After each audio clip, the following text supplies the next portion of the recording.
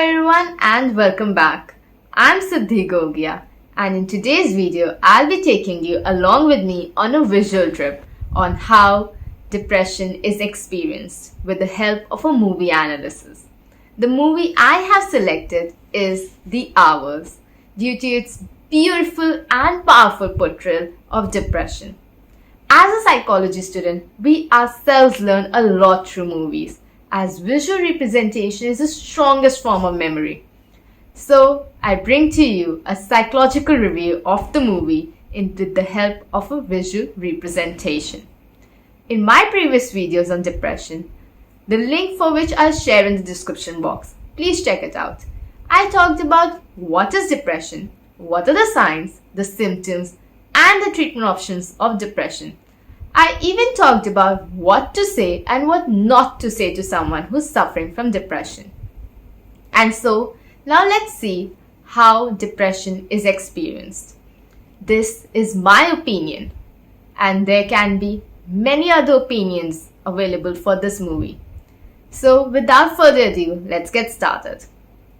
The movie The Hours is a film by Stephen Daldry starring Meryl Streep as Clarissa Vaughan, Julianne Moore as Laura Brown, and Nicole Kidman as Virginia Woolf as the three protagonists of the film, and each have a different story to tell.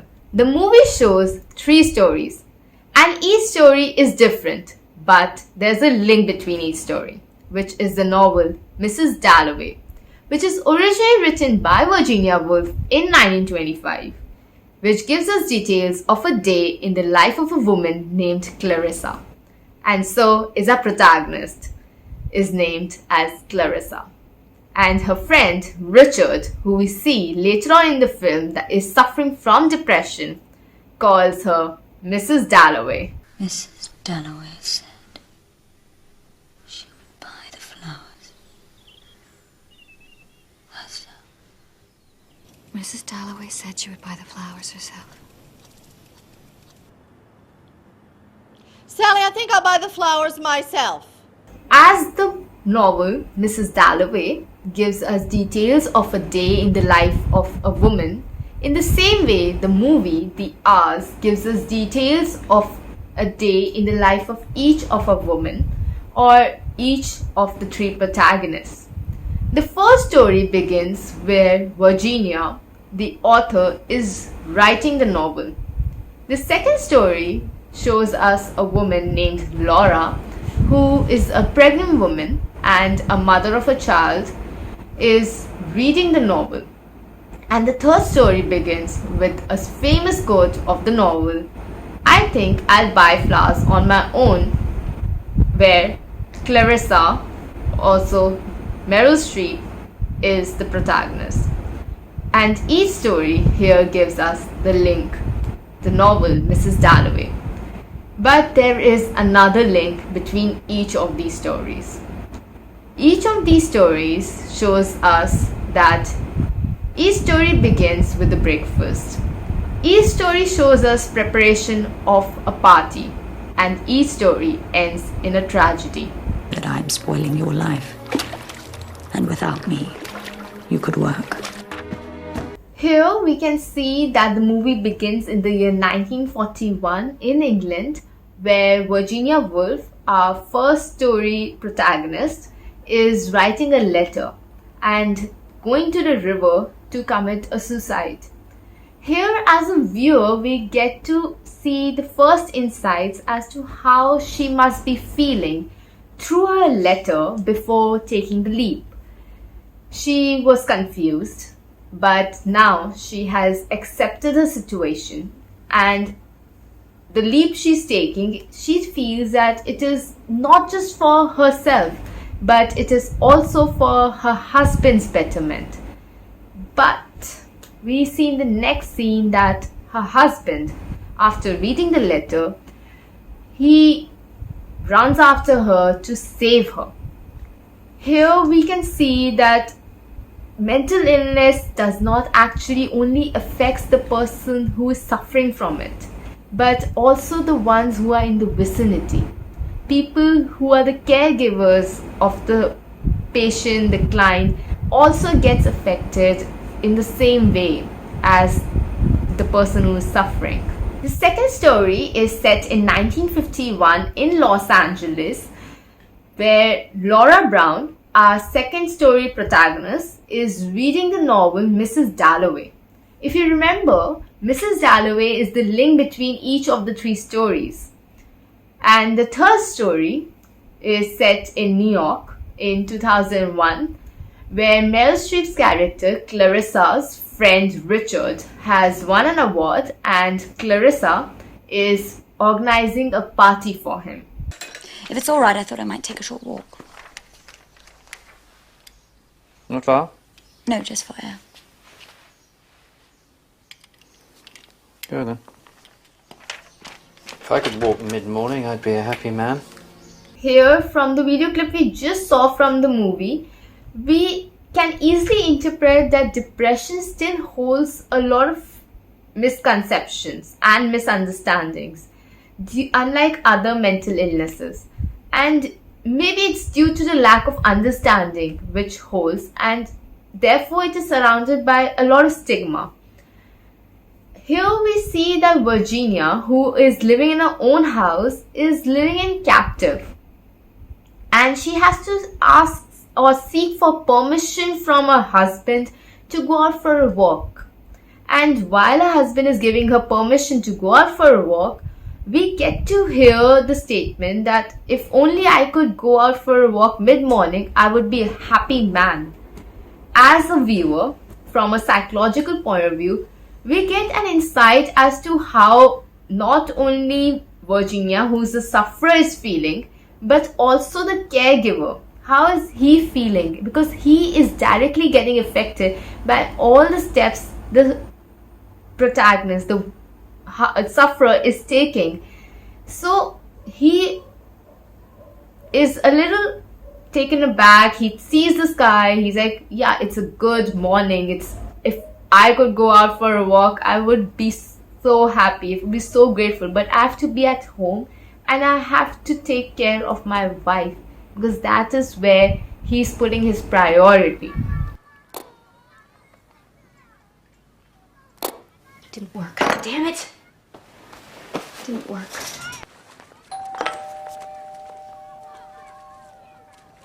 Oh, look. Made a cake. I know. Didn't work. Oh, Laura, I don't understand why you find it so difficult. Here, in a similar way, we get to see the second story where Laura Brown is trying to bake a cake for her husband as it's his birthday today. But she's not able to do so. But at that very same time, we see her friend arrives and Laura Brown tenses up. Like she's not ready to meet her. She thinks that if she comes in, she's going to get something to hear and she might be not ready to hear it. Like some sort of criticism which she will say and might affect Laura. But when her friend arrives and she sees the cake, her first statement is, I don't understand, why is it so difficult?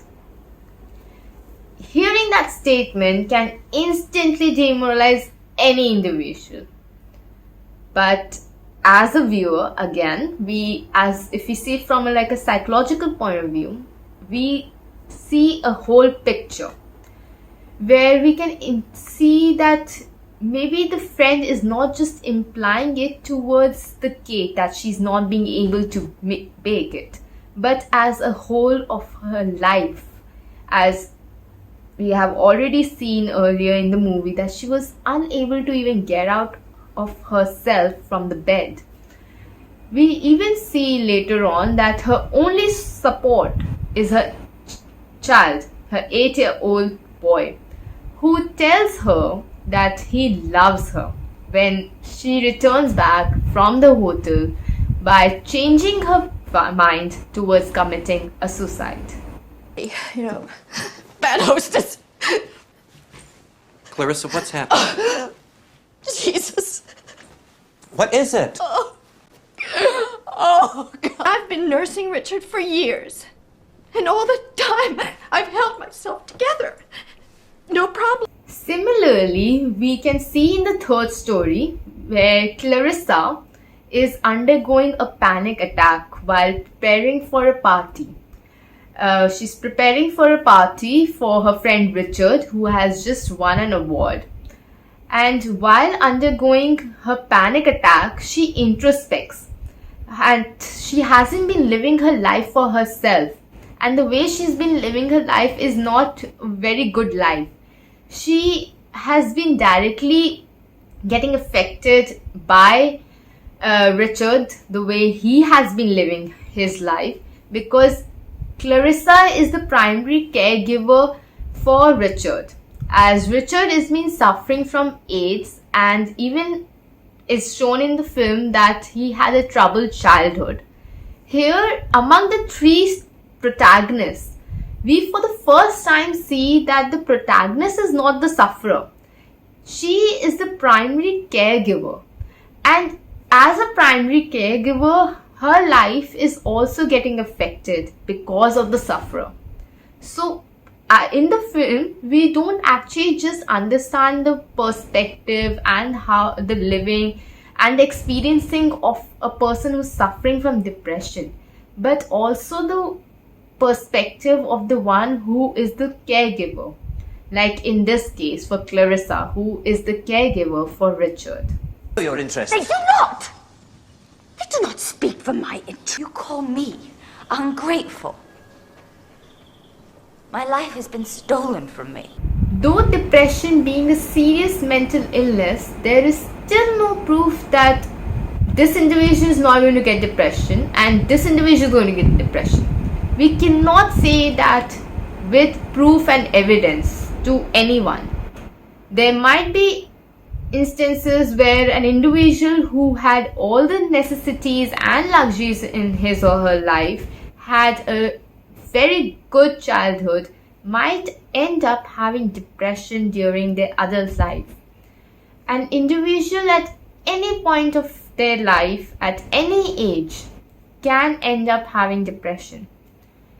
And as we see that in this scene, that Virginia is waiting on the station to go to London, and she shows a willingness that she wants to go back to the place she was living once and wants to start her own life again in London. It's very common where we see depressive patients that if they have depression, they do show a willingness to recover.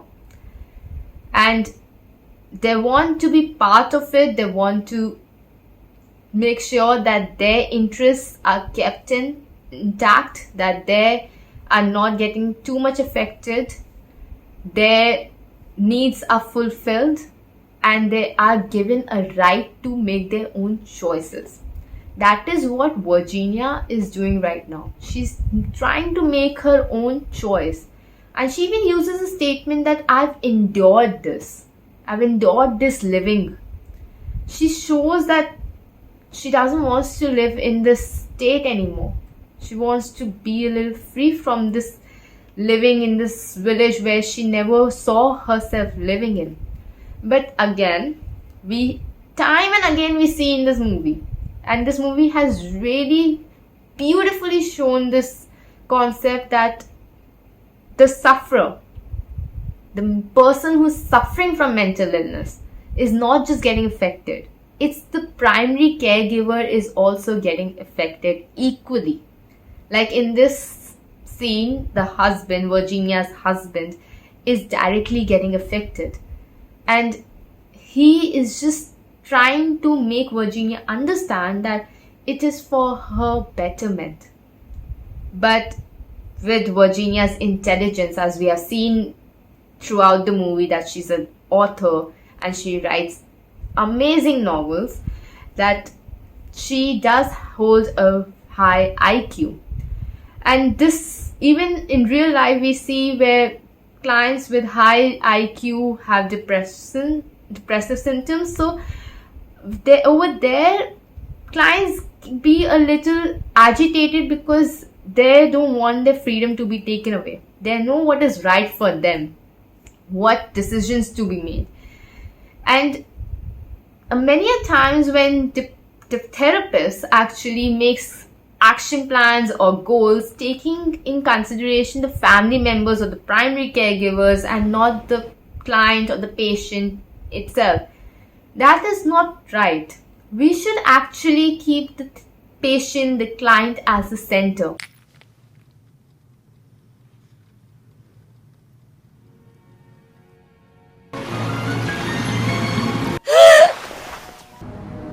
I love you, sweetheart. You're my guy. Laura attempts suicide out of misery in a hotel room. She feels the love towards her husband is just a push for her. She tries to commit suicide due to an overdose of pills, but then decides against it. But later on, we get to see in the film that she abandons her 2 children and disappears. But by the end of the film, we tend to gain a little sympathy towards her by what she did, because even though she was a mother or wife, but she was a woman herself, and every person, every individual does have the right to choose her life and be happy for what she or he wants for herself or himself. I'm afraid I can't make it to the party, Clarissa. The party doesn't matter. In the last story, where we see Richard is in his last stages of dying and finally commits a suicide by plunging out of the window right in front of Clarissa, who was trying to change his thought, who was trying to tell Richard that it's okay that you don't want to come to the party, that it's okay if you don't want to go to the award function, it's okay if you don't want to meet anyone, it's okay if you just want to stay here, but don't do anything wrong. But Richard committed suicide by showing an act of selflessness, which we even see in the suicide of Virginia. That's the first story. As an act of selflessness, she tried to commit suicide, which she even succeeded. But this is very common where in depressive patients that they try to show that they're living because of their loved ones. They try to show that if they commit a suicide, then their loved ones, their caregivers will get affected. That is true. If someone in our vicinity, in our friend circle, who we dearly care for, commits a suicide, we will get affected. The movie demonstrates how we have evolved throughout the decades, but the responsibilities and the guilt remains the same, which surrounds all of us throughout our life. The movie also shows that suicide comes at different times, in different ways, and for different reasons. If you ever wanted to see a psychological review on a movie or have a movie analysis done with a psychological perspective, I hope this was beneficial for you. If you like this video, then don't forget to like, share, and subscribe. I'll see you next time.